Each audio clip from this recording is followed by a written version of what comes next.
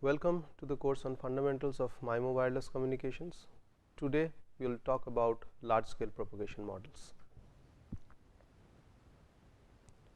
The reference books that are to be followed in this particular section would be Wireless Communication by Rappaport, we will usually go by the author's name, and Principles of Mobile Communication by Gordon Stuber.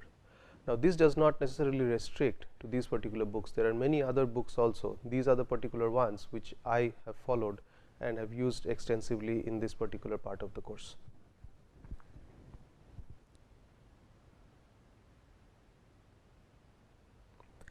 Large scale propagation models are basically those which predict the mean signal strength for an arbitrary transmitter receiver separation distance. They are usually used in estimating the radio coverage area of the transmitter. They characterize the signals over large transmitter receiver separation distance. We have seen this briefly in the previous lecture, that suppose there is a transmitter and there are receivers at a certain distance. This particular model is going to predict the power that is received at a distance d from the transmitter to the receiver, and these models are designed in such a way that they capture the fluctuation of signal strength when this d is significantly large, in the orders of hundreds of meters. Whereas, if we move into the small scale propagation models, they characterize rapid fluctuation of the received signal strength over short interval of distance. We have seen such a figure earlier, where we had the separation distance on the x axis, received signal strength, and there was signal strength fluctuations along the distance, while there was also the average received signal strength that was plotted in red color in that particular figure. So, this average received signal strength is the one which is usually captured by the large scale propagation models, whereas these instantaneous fluctuations are the ones which are captured by small scale propagation models. And the small scale propagation models capture fluctuation over few wavelengths, whereas large scale propagation model captures the fluctuation of signal strength when the separation distance is significantly large. We will see details of such things. Now, large scale propagations are affected by power dissipation, as is here. So, by power dissipation, what we mean is that because of radiation, when there is a transmitter, signals are radiated all across. At the receiver, as we go on at large distance from the transmitter to the receiver antenna size is fixed. So, we are capturing only a small fraction of the big envelope. So, when we are close to this distance, we are capturing a significant fraction of the signal energy, because the globe is like this. Whereas, when we are far away, we are capturing the same absolute area, whereas the globe has become bigger. So, therefore, you are actually capturing a small fraction of the total energy as you increase the separation between the transmitter and the receiver. These models, they capture the effects of the propagation channel. We will see some of the effects of the propagation channel in few lectures to come. These models assume that path loss at a given transmitter receiver distance, that means there is no shadowing. We will discuss what is shadowing, and it is of course useful in estimating radio coverage area of the transmitter. That means, up to what distance is the received signal strength. The received signal strength as a function of distance is greater than some threshold. Now, when the signal level falls below such a threshold, we say that the receiver is out of coverage. So, as we increase distance from transmitter, transmitter is located here, as we go on increasing the distance up to a certain point in distance t, the signal strength remains above a threshold. So, if this is threshold gamma, the received signal strength decreases, and beyond certain point it decreases below the threshold.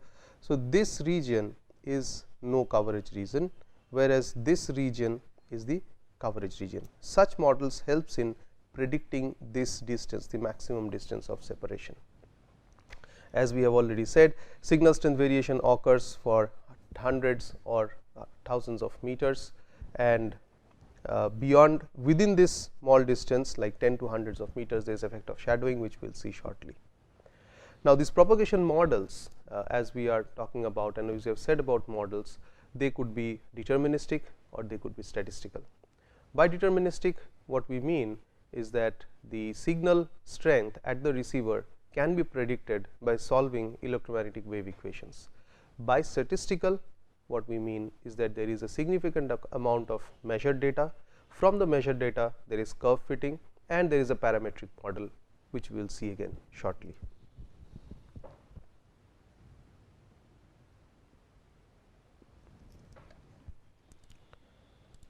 Moving ahead, this particular picture typically represents the fluctuation of signal strength versus distance. Now, if we draw it, things might be a little bit easier. So, if we make receive signal strength P receive as a function of distance, and let us say this is in dBm, this is the separation distance. So, if we consider only large scale propagation models, what we will observe is that the received signal strength almost monotonically decreases with increase in distance, and this is because of the average received signal strength. Whereas, on top of it we will find local fluctuations. We will again see what are local fluctuations, because of which signal strength, the local average fluctuates, on top of which there is instantaneous fluctuation of signal strength, which is the small scale fading. So, in effect what we get at the receiver is the cumulative effect of these three phenomenon, that is the path loss, the shadowing and the small scale fading, as is represented in this particular slide. So, the tiny fluctuations are due to small scale fading, the slowly varying average as indicated or traced by this cursor is because of shadowing, and the average decrease in signal strength is due to path loss. So, this is the overall phenomenon, and we need to understand these phenomenon. Again, in this part of the course we will focus on these two parts. We will do them briefly and we will spend a significant amount of time understanding the small scale fluctuations. So, we begin with the study of free space propagation models. Now, in free space propagation models, typically examples of such free space propagation models would be satellite links, where between the transmitter and the receiver there is no obstruction. Microwave links, there is line of sight. So, basically in these particular cases we are talking about line of sight, usually indicated by LOS, and here the received power, this is the received power, this is Rx, decreases proportional to Tx Rx separation raised to some power. So, basically if d is the separation distance raised to the power of some exponent, as we will see. So, this is typically in this format. It follows the power law function, and we will use the free space equation to solve the problem and find the expression of received signal strength.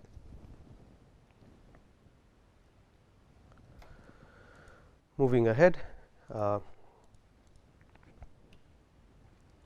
typically if you look at the free space equation, the received signal strength at a particular distance d, as indicated by this expression, is proportional to the transmit power, proportional to the antenna gain of the transmitter, it is proportional to the receive antenna gain, proportional to the wavelength or inversely proportional to frequency, inversely proportional to the distance of separation, and L indicates system losses.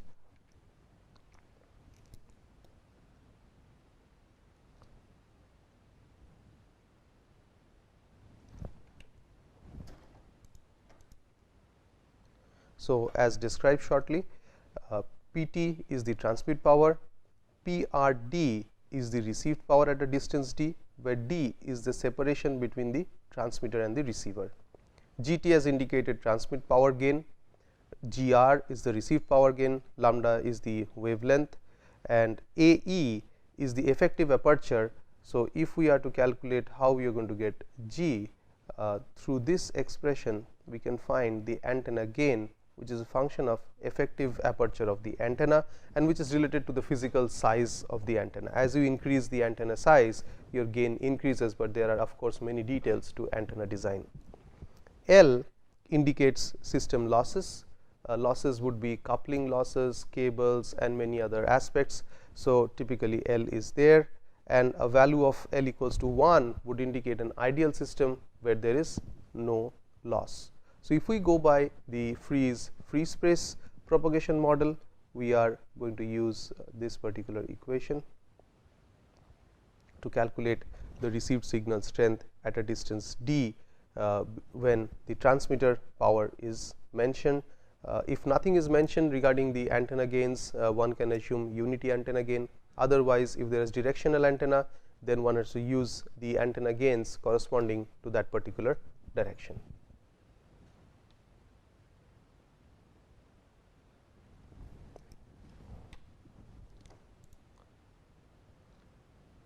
Right. If we look at this particular model, what we will figure out that the received signal strength is inversely proportional to the square of d. That means, the power decreases 20 dB per decade when expressed in logarithm terms. So, path loss as is an important parameter which will be used. So, path loss is basically an expression which is positive in quantity. This is a very important term. So, it is positive in quantity and it may or may not include the antenna gain. So, when we talk of path loss, it comes from the received signal strength equation with respect to the transmitter as a function of transmitter receiver separation. So, this is a loss expression. Usually, it is the difference between the transmit power and the received power when expressed in the dB domain, and this is because of the path, that is the separation between the transmitter and receiver, that is d. So, this particular variable would be used significantly in predicting coverage for communication systems. Typically, path loss is expressed as shown in this particular equation, that PL in dB, it is usually mentioned in the decibels, is 10 log base 10. This log is usually in base 10. PT, that is mid transmit power, divided by the received power. So, if you open this up, you are going to get 10 log base 10 of PT minus 10 log base 10 of PR. So, what we have is 10 log base 10 PT minus 10 log base 10 of PR. Usually, PT or PR are given in terms of milliwatts. So, basically what we have over here is dBm, dB in milliwatts. This is also given in dB milliwatts. So, when they are subtracted, what you get, the end result is dB. If it is given in a linear scale, of course, you have PT divided by PR. So, that is the ratio of the transmit power to the received power. So, which would be going into the denominator of the transmit power to calculate the received power. Now, when antenna gains are excluded, that means GT and GR are unity, the equation becomes even simpler. That means, GT and GR have become now unity. Path loss would be 10 log of lambda squared by 4 pi d squared coming from the free space expression. Now, be careful to note, we have a minus sign and therefore, inside the log things have got inverted because PT is here. So, an easy way to arrive at this expression would be PT divided by the expression that we have over here is, if we calculate from here, PT divided by PR is equal to 4 pi d squared L divided by GT GR lambda. That is what you see in the next expression. Now, if you put a negative sign, so basically this is 4 pi squared d squared L divided by g t g r lambda squared, and if you take a 10 log 10 and a negative sign, so basically you are doing minus 10 log of, you are putting it to the numerator, g t g r lambda squared divided by 4 pi squared d squared L, and when g t and g r are equal to unity, you have minus log base 10 lambda squared by 4 pi squared d squared L, and that is what you have in the expression in the next slide. So, that is the expression that is available with us, which arrives directly from the free space propagation model. Now, this is a valid predictor for D in the far field of the antenna. This means that we are at a sufficient distance from the antenna and where there are no electrostatic or inductive fields from the antenna. Further, the other important thing which you can see in this particular expression is that in the denominator we have d squared. So, if d takes on the value of 0, then the path loss would go to a very, very large number.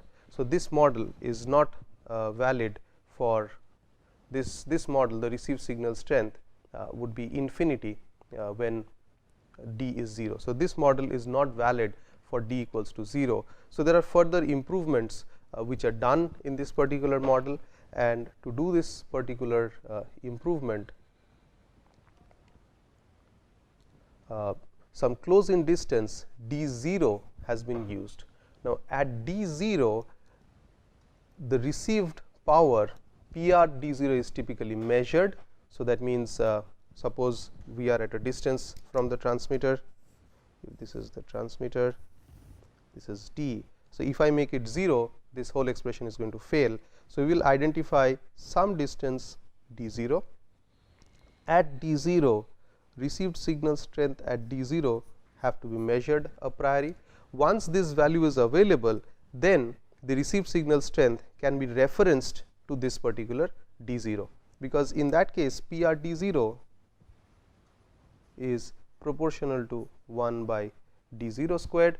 Now, d 0 is known, P r d 0 is known. In order to get P received at d, when P r d 0 is given, P r d 0 is known, you have to multiply it by d 0 and divide by d squared. In that case, this value is known to us. We are simply scaling the distance with these numbers and we will be able to get it. Of course, this d is restricted to be beyond a certain distance, that is d 0. So, as is seen in this expression.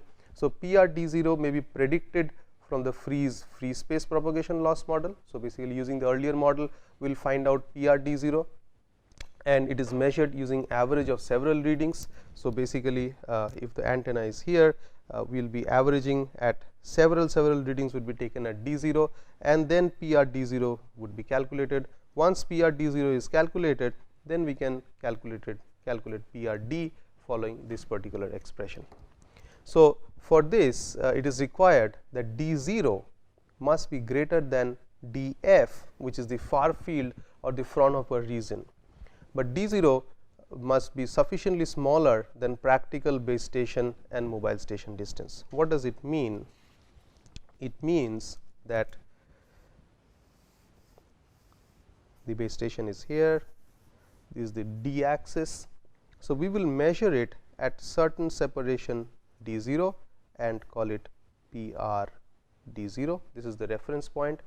This d 0, this should be greater than the Fraunhofer distance, that means it should be in the far field, and d should also be significantly less than a typical BS MS separation distance. I mean, it cannot be very large, it cannot be orders of kilometers, it can be kilometers when base station separation distance would be like few tens of kilometers or so on. So, going by this, what we have over here is P r received signal d is equal to P r d 0. Now, remember PR D0 calculation has D0 in the denominator. So, if we multiply by D0, then the D0 and the D0 cancels out. What you are left with is transmit power divided by D squared, subject to the condition that D is greater than D0 and D0 is greater than DF. That means, this particular formula restricts the value of D from acquiring the value of 0, and therefore, rendering the formula useful.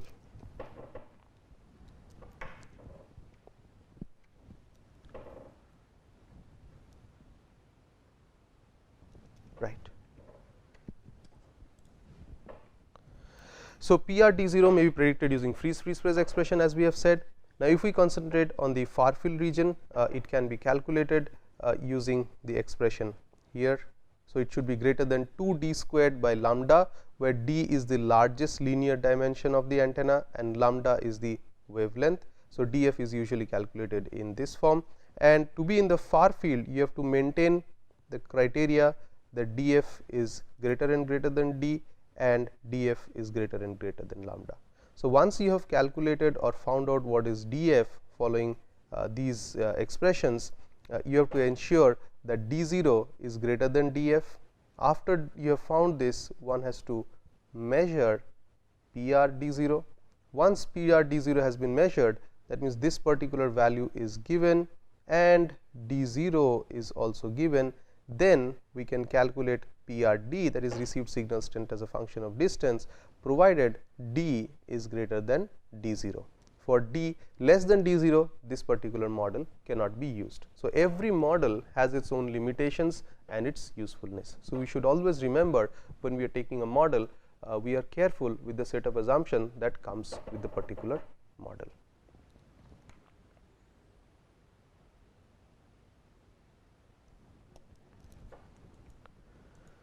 Right. Moving ahead. So, for this particular expression, if we calculate the path loss is given in this expression. The received signal strength would be PRD in dBm as the received signal strength in D0 divided by 1 milliwatt plus the logarithm of D0 by D. There was 10 log D0 by D, there was square in the above this 2 has come out. So, instead of 10 log, we now have 20 log. And D0 is typically 1 meter for indoor, around 100 meters for outdoor. It can be 1 kilometer if the separation distance in transmitter and receiver would be few tens of kilometers. Sorry, this particular thing is needs to be corrected. It is not path loss. This is the received signal strength is measured in dBm or dB watt. The received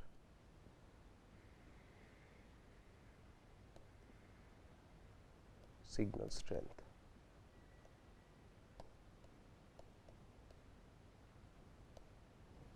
Okay.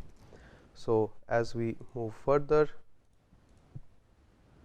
we go into one of the important models, which is the 2-ray model, and which is a little bit closer to realistic, which is no longer free space equation.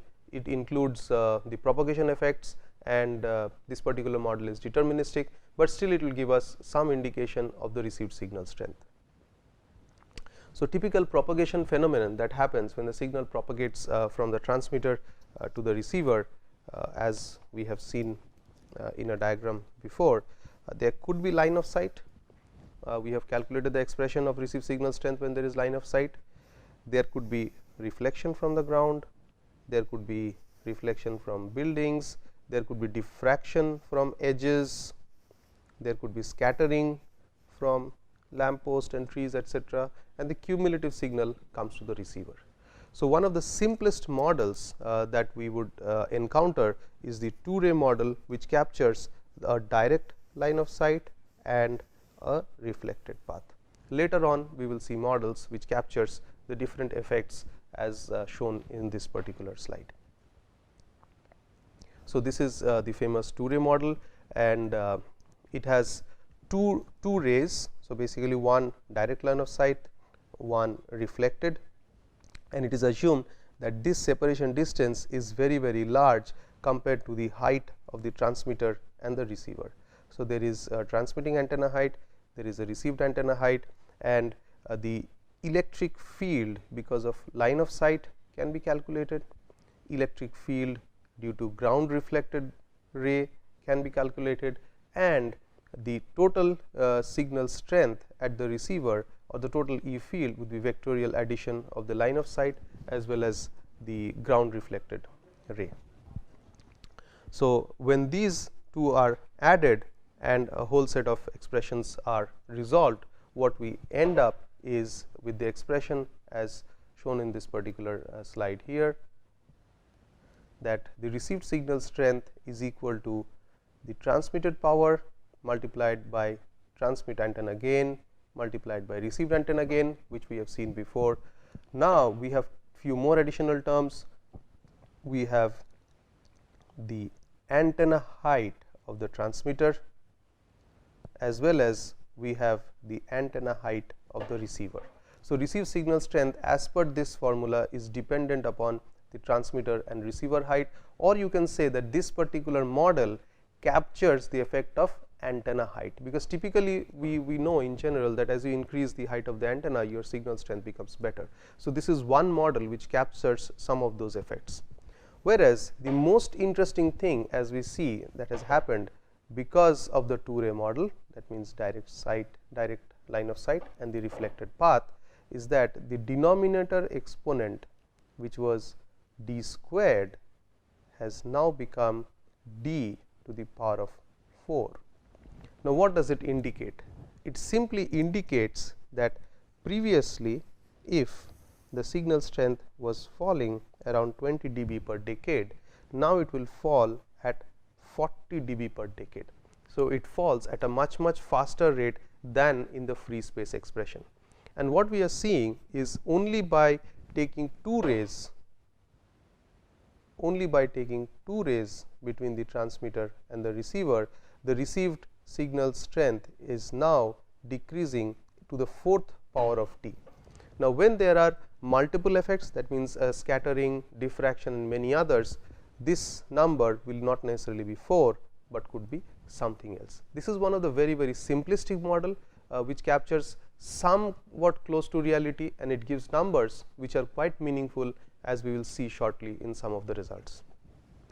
The path loss expression for the two ray model can be expressed as path loss in dB is 40 log d. This is the separation between the transmitter and receiver, and there is transmitter antenna gain, receive antenna gain, height of the transmitter and height of the receiver.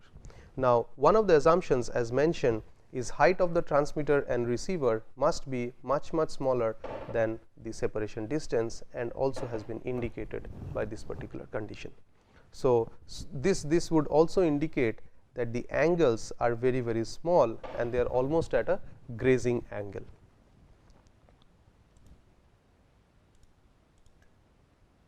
So, if we look at this expression in actual path loss expression, what happens is this path loss exponent is no longer a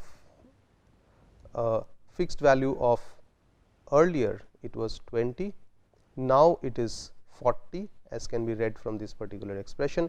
In real environments, you can represent these numbers as shown over here, n p multiplied by 10, or we generally write 10 n p. Okay. So, where n p is the path loss exponent, this is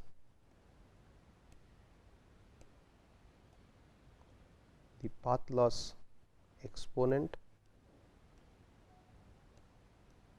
and it lies anywhere in the range of 1.4 to 6. Now, this is not restrictive at all. These numbers are from measurements, and typically they would lie in the range of 1.4 to 6, as has been observed in many situations.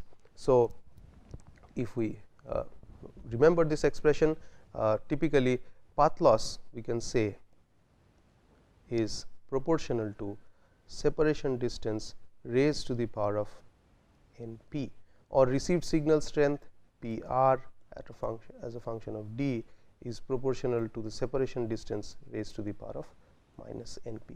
What you have seen is for free space propagation model, the n p is equal to 2. For two ray model, what we have seen is n p is equal to 4. In practice, this NP can vary between 1.4 and 6 as has been generally observed, but things could go worse on either directions under different conditions. So, we stop this particular lecture in path loss. We continue to study some more effects of large scale propagation model in the next lecture.